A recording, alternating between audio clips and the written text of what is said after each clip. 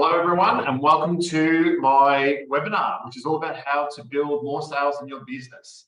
We've had more lead inquiry than ever before this year with people wanting to grow the sales in their business. So I really hope you enjoy this webinar. It's a free webinar and it's all about how you can increase the sales within your business. So I think it's a very hot topic right now, with a lot of changes that are happening out there in the market. So a lot of people are looking for ways to actually grow. So my name is Colin Wilson and I'm here to do this webinar today. Today's session, you'll cover understanding the importance of lead generation. And that's the secret. How do you get that lead generation coming into your business? And then you've got to follow it up, which is my second point.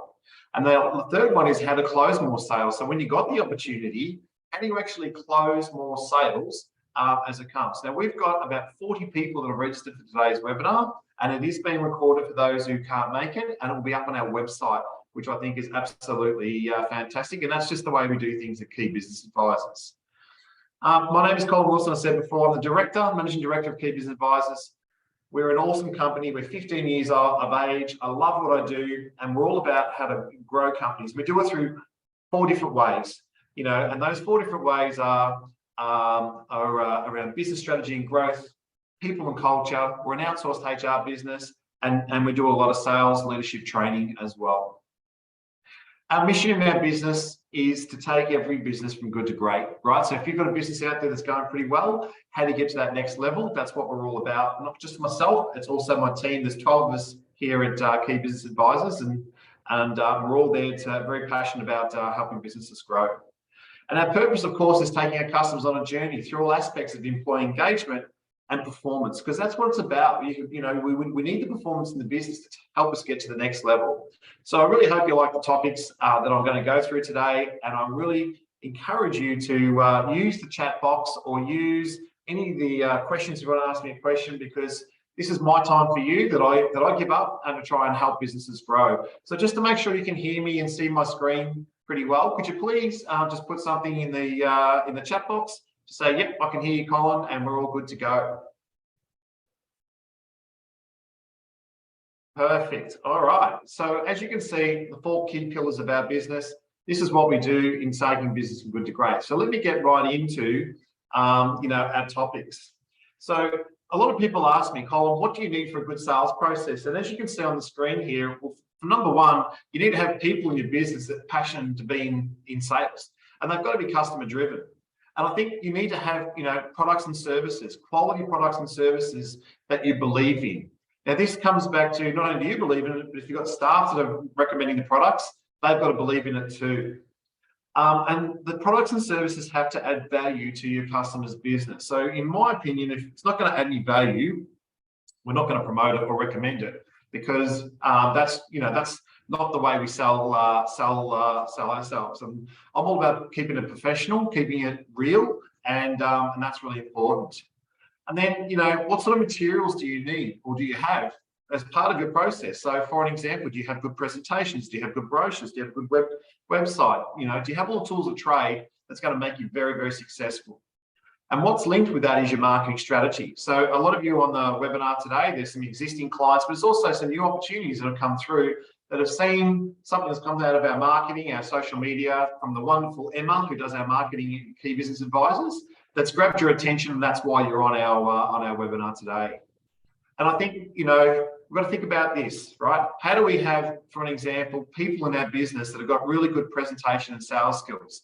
Because you've got to be a presenter. That's part of the role of being in sales, right? And then lastly, we actually sell a product or a service to a customer. And then you've got to make sure that the company, your company, can actually fulfill it and meet or exceed their customers' expectations. So you can have the greatest sales team in the world and poor delivery at the back end. And what will happen is that's going to affect your sales. Vice versa, I've got the fantastic back end of my business, but I don't have enough sales for it to keep going. It is all about getting that balance right. And then I call it, how do you get your company into a well-organized, well-oiled machine where sales come in and it's a simple process right through from the start, right through to the very end. And where does sales start from, in my opinion? Well, it starts from a lead inquiry coming through your website, social media, or someone ringing in, and it's then about how that person is approached. And we've got to think about this. When someone rings a company for a product or a service or engages with a company, what goes through that customer's mind, and you're all customers, am I in the right place?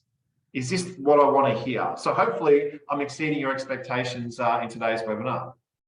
All right, so let's go into the next slide.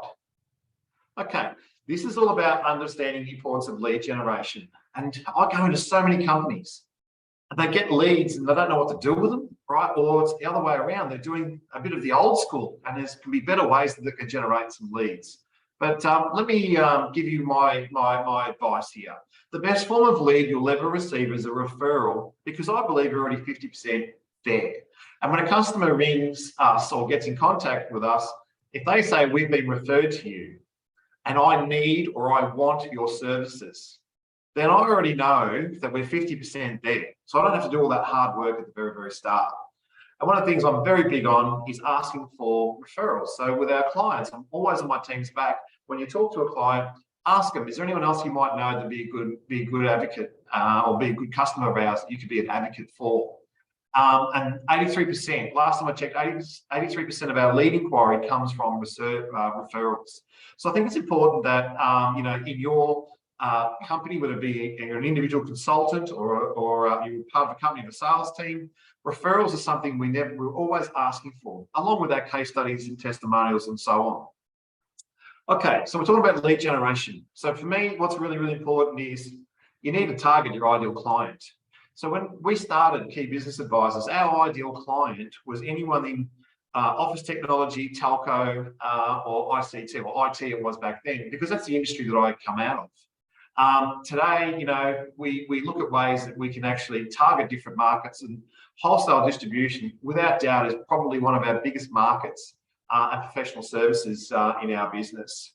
So as part of your sales and marketing strategy, you need to identify your ideal client, and you might create something like a persona. What does that look like? Or maybe multiple. This would be an A class, B class, or C class type of client, or tier 1, tier 2, tier 3. And you want to categorize them in the following, right? So is it a business to consumer, or is it a business to business, right? So, B2B or B2C type of customer that you're looking for. If you're a retail business, well, okay, well, that's great. Your customers that are walking in, still the same process applies. How do you capture their data so you can market to them later on down the track? Size, I'll talk about size in type of clients. Ideally, we sit back and look at, well, what is the ideal customer? So, I can tell you in Key Business Advisors, if I was to describe our ideal customer, it is a company that has wholesale distribution, somewhere between, say, 25 to 50 staff is ideal, because we know that we can recommend all of our services that we offer, and they're hungry for it too. So I think that's what's really, really important to identify that. And when you do, you market to that. What's your spend? It could be done on spend, it could be done on industry, it could be done on location, right? So again, where do you open your market up to? Is it, a territory, or is it a state, metro, or a state, or Australia, New Zealand, whatever it might be? All of these works for when you're building some form of client strategy. This is what we want to go after.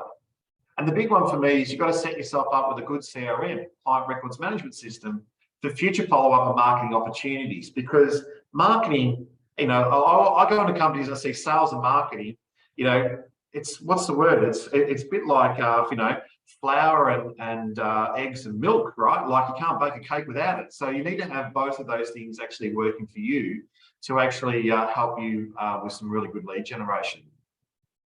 And I think another thing, and I was just talking to a client only last week, how many of your existing clients use all of your products or services offerings? Because for me, this is a big one. So imagine this, imagine you've got a well-established client base, but they're only buying one product off you. Well, if that's the case, then, well, okay, most likely you've probably got an 80% chance of losing them. But, I talked about the 4 verticals I showed you before, but if we've got a customer that uses all 4 of those, we have a customer for life. And we've been in business for 15 years. The majority of our customers that are still with us use all those 4 services as they need them. So I think, what's really important is, if you've got some service offerings, and we talk about cross-selling different products or different departments or different parts of your business, different services. If you've got a client that's only buying one product, well, why aren't they buying the rest? And a good example of that is, and one of the things I love to do is I love to go out and meet our clients, and as you grow, you get bigger. So sometimes, it's a bit harder, but what I'll say is when you go out and meet them, if someone said to you, oh, that sales training session was really, really great, Colin, and you know what, we just engaged someone to do some disc profiling, I'd be really angry because we actually offer that as well. So I talk about sales.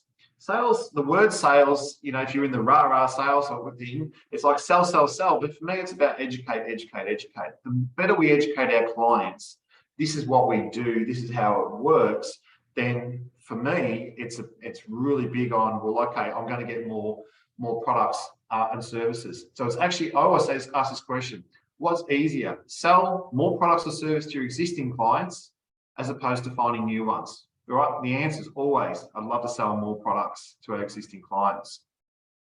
I think what's important is creating client opportunities. So as it's written here, everyone's got some form of client list or some sort of database, or if not, how do you create one? And the thing for me is, what do you do with it, right? So tips, I would definitely use a CRM that works for your business. And there's many of them out there. And I recommend lots of companies to go and research their market. I've actually got an organization right now that have gone, Colin, can you scope it out for us and help us find the right CRM? So again, it is important that you actually that you do that.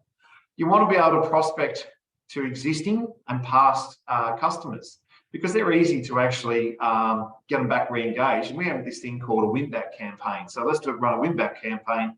Some of the clients that might have used our services, 3 or 4 years ago, and they've dropped off, and that's a lot of that's happened with COVID. How do we get them back? And that's come back, like, can't explain. It's come back immensely in our business, where some previous clients have come back because things have changed and now they're ready for it. A couple of them on this webinar today, so which is absolutely fantastic. I think you need to market to your whole database and get them to do something. So when you do marketing, try and create some sort of call of action. So they do one of these 4 things. They call you or your company through a inbound phone call. They email you or your company, so through an info@KBA, or they download something off your website. Now, we're very big on that. You can download a lot of free content off our website, and that's a really good form of leads for us. How to build a great sales, a great sales conference, B2B selling, retail, the whole lot, even our HR tools, they're all there on our website. But you've got to think about this. If I do nothing, then that creates nothing. And sales is about lead generation. I have a saying, show me a busy salesperson, I'll show you a happy salesperson. So the more leads you've got coming into your business and the more follow-up, I think the better, and that just creates opportunities. Okay, so just to give you some of the things that we do in our business, and we do practice what we preach, because I think that's really, really important if you do in the line of work that we're in. But what does KBA do to attract the ideal client to our business? Well, there's lots of strategies, as you can see. We do SEO, Google AdWords, and we target that and move that depending on who's got the availability within our organisation. Our website is very well laid out. It is got a lot of information in there. I've been criticised. It's got too much information in there. You give away a lot of free content, Colin. However, the lead generation is solid. Blogs, social, doing some socials. You've got to write a blog each month. It's got to be topical. It's got to be something that's meaningful. You've got to reach out to your audience, and it could just be an education session. Even showcase a bit about your business. We've just turned 15 years of age, and our latest blog that we've got has had an immense amount of traffic come to our business. And go and check it out, because you can see what people say about your services. And it's all out on our socials. Webinars, we do webinars. The reason why we do webinars is because of there are people that are on this webinar or will view this webinar later on off our website and then contact us wanting some help, wanting to get some information or engage our services. I talked about the free downloads before. I think there's something like 42 downloads you can download off our website of free content, right? And then what that does is that sends an email through our CRM to a person in our business, the wonderful Sarah, who might ring up and say, look, is there anything else we can help you with, or email? Would you like to have a conversation with Colin, one of the HR team members? Training workshops is another great way of us doing it. So we do a lot of training, and then again, the referrals that come from that is just huge. And again, training workshops. I was talking with a business owner on Friday afternoon, late Friday afternoon, and we're talking about he's done some training. What are you going to do to go back? So, you know, get that repeat business. I need to come back and do next level or a refresher, or let me go and do the reverse. Let's go and find out what knowledge they've currently got. All that training follow-up that you do if you're a training type of business, you can create more work from that. Definitely networking events. We love our networking events. And, you know, for our business this year, you know, we've had a drought for a few years on networking with COVID, but we've definitely gone all out where we've gone to some really big industry events and networked and sponsored. And, you know, I'm proud to say that, you know, we're in the Moonee Valley City Council region. We're very close with the city of Moonee Valley, and they're a source of leads for us as well. But we're sponsoring the Women in Business event, which is coming up on the, I think it's the 12th of, Friday the 12th of May, right? So again, that is all part of the process of putting your brand out there and creating those that lead inquiry. And I talked about before referrals. Referrals are one of the best forms of lead you'll ever get. You don't ask, you don't get. So my encouragement is away we go. So that was my first topic of topic one. Feel free, as I said, to write something in the chat box or ask me a question through the link, because I'm here to help and answer any questions, and which I'll do at the very end. Okay, so then my next topic is about learn how to follow up on sales opportunities. So we create a lead inquiry. Now, what do we do with it? Yeah. So for me, it's really, really important. How do you introduce yourself over the phone? Do you have some sort of call plan?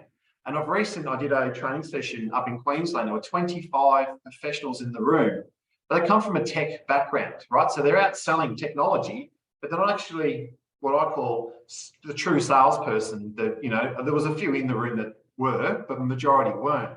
So one of the things they all struggled with was, how do I actually make that follow-up call? So we created a call plan for them, and what happened was, for me, it was like giving a lollipop to a child. They were like, "This is the tool that I actually need." So again, you know, when you have a reason to call, what is it? So is it a referral? Am I calling up for some form of inbound sales lead, or an internet lead, or following up from a past dealings? And then what do I want to do? Do I want to set up an appointment? Do I want to go face-to-face or a Zoom or Teams meeting? I prefer face-to-face because I think it's much better, but sometimes if it's interstate, you can't do that for multiple locations.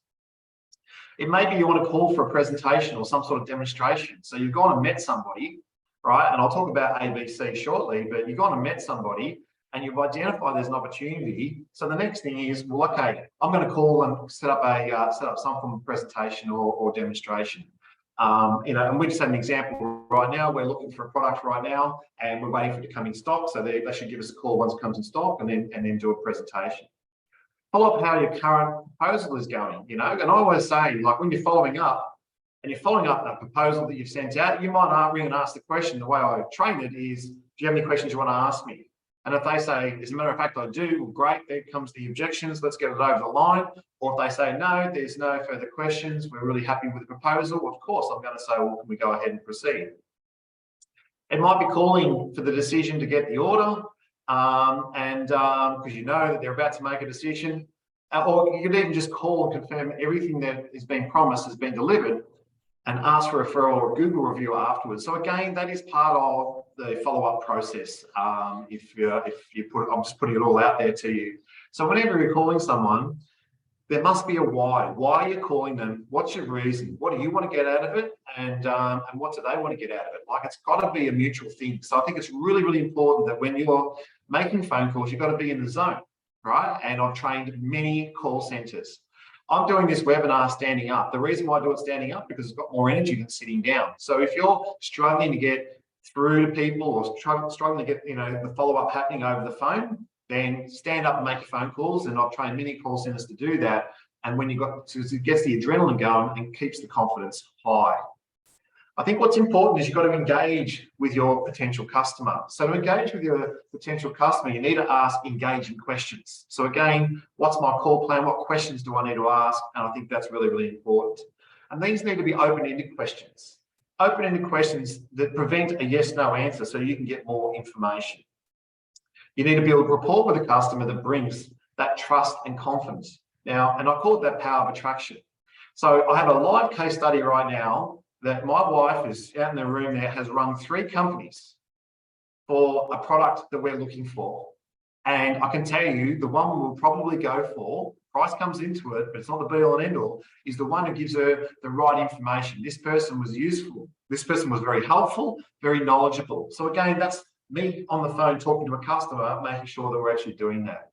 And you want to ask them some questions about their company. You know, what's working well, what help do they need to identify opportunities, and ask closing questions and closing outcomes. So basically, if I can do this, would you be happy for me to do that?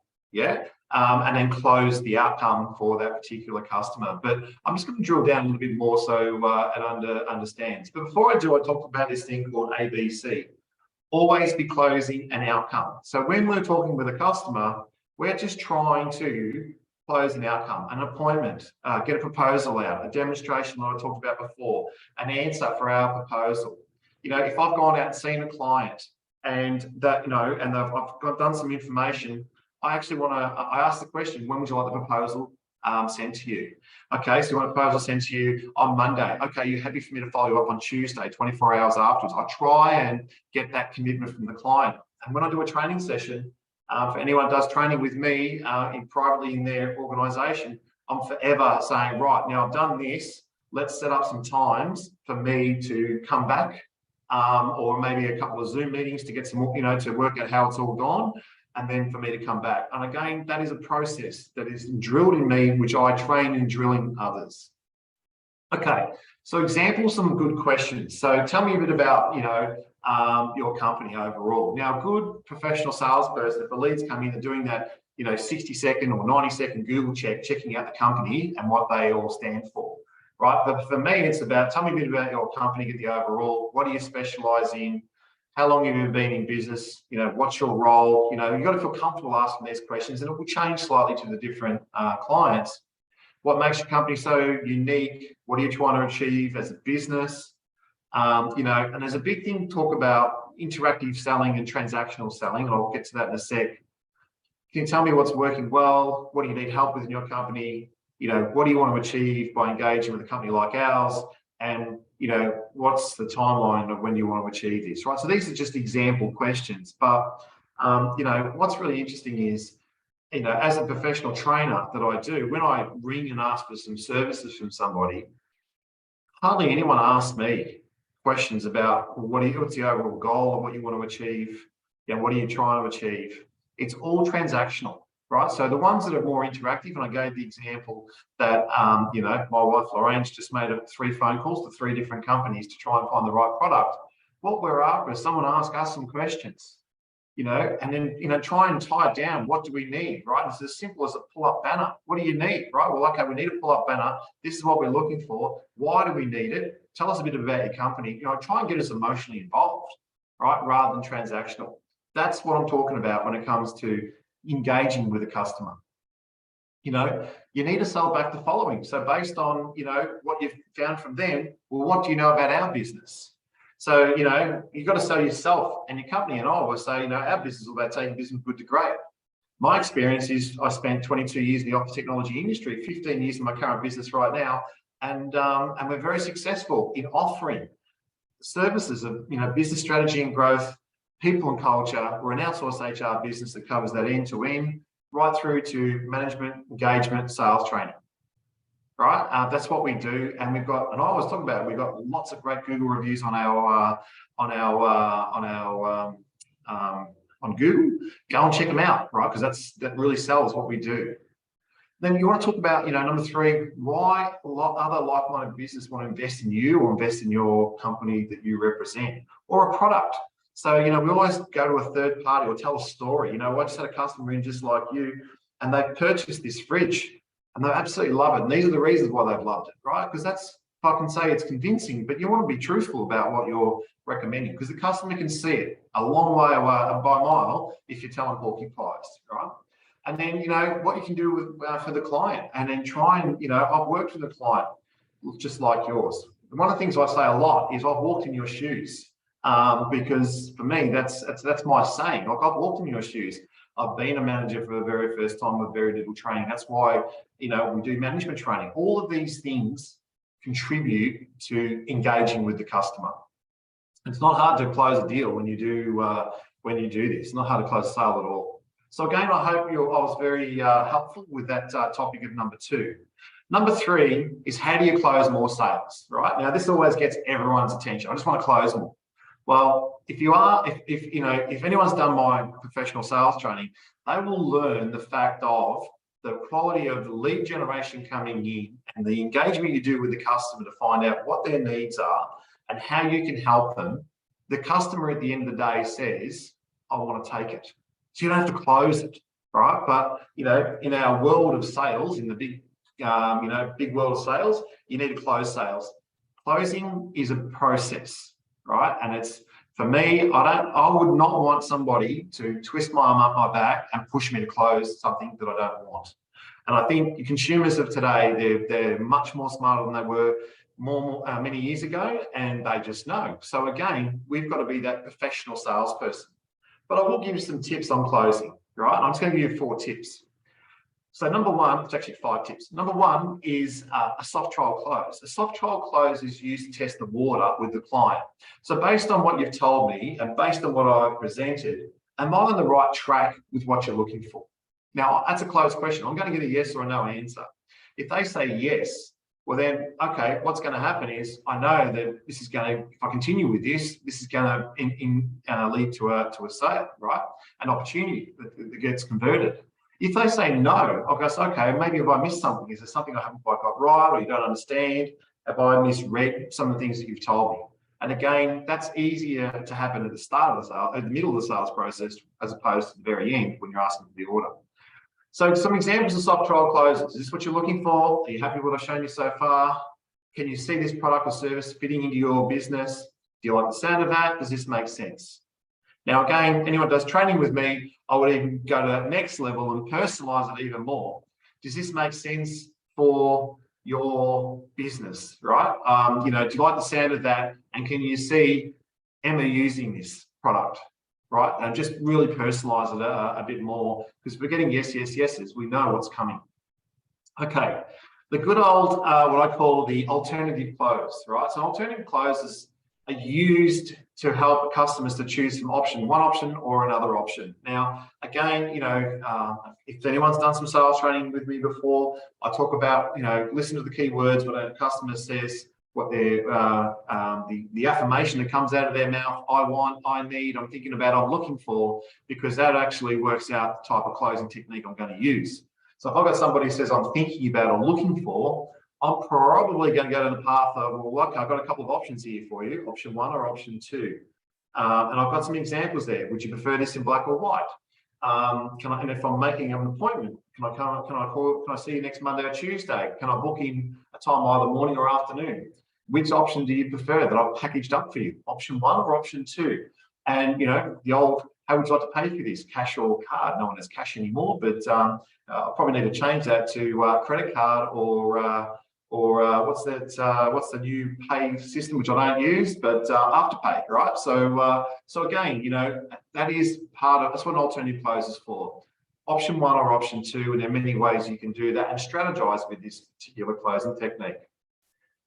The third one I want to talk about is the hard close, and this is very, very simple. You just ask them for the order. Now, what gives you the right? So when anyone does training with me, I always talk about what gives you the right to ask for the order. Have you done the work?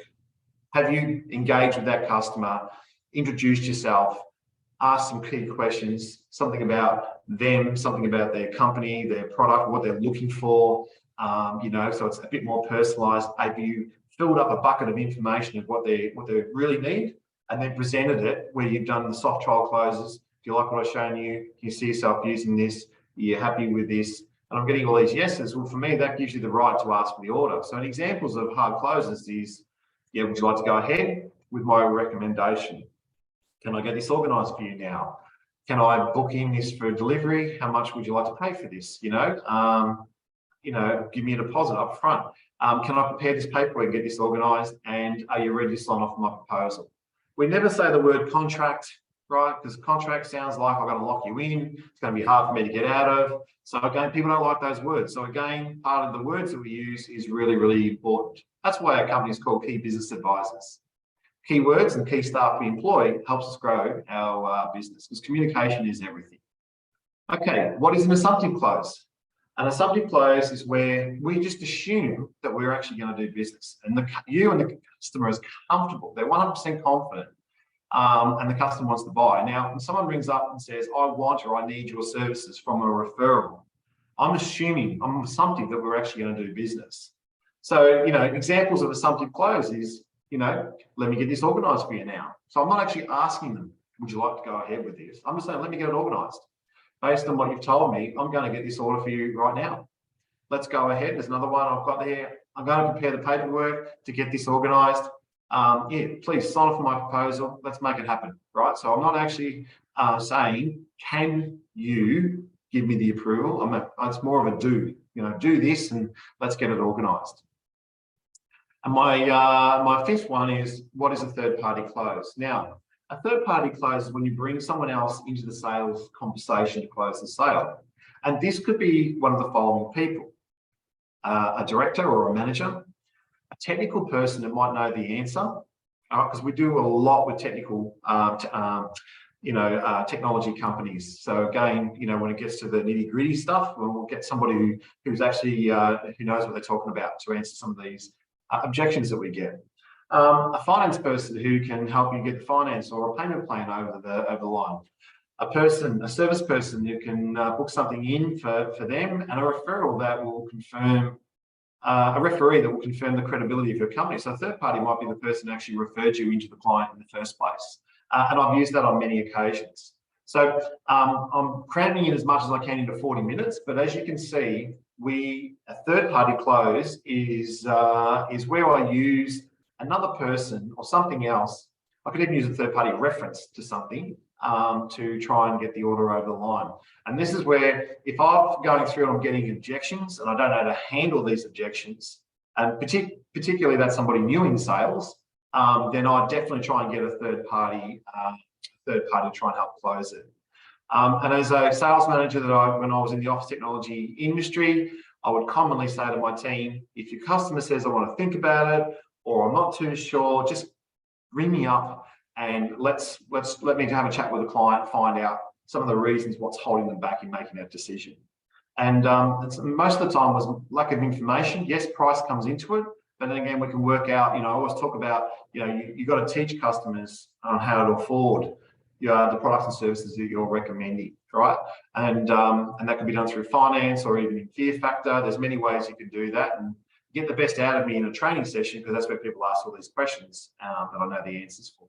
So I really hope that the third-party close is something that you've enjoyed. Now, if you've liked what I've gone through, and I've just really, if I can say it, given you just 3 key topics, and you want more and you're hungry for more, and you've liked what you've heard in today's webinar and you want to grow more sales in your business, then I have a sales masterclass. The next one is in a few weeks' time, on the 16th of May, so it's 4 weeks pretty much away from where we are. I run it in Essendon. If we do it at our office, if the class gets bigger than a certain size, we then go off-site, which we've got somebody on tap. And if that doesn't work for you, that's fine. You can download some stuff off our website. And of course, you're going to get a phone call from Sarah or some sort of follow-up from Sarah, but we're here to help. And then if there's a company out there that wants a private sales training session that's customized for their business, then I do that as well. But the reason why I put that up there is sales is the hottest topic right now, of a lead inquiry that's coming into our business. Everyone wants to grow more sales. Here's some of the downloads that we have on our website. So I talked about lead generation before, put us to the test, but you can see that there's 6 just in sales, 6 forms of downloads that if one of those appeal to you, then go and download it and let me know what you think if you need any help. Okay, so do we have any questions? So feel free to ask any question you want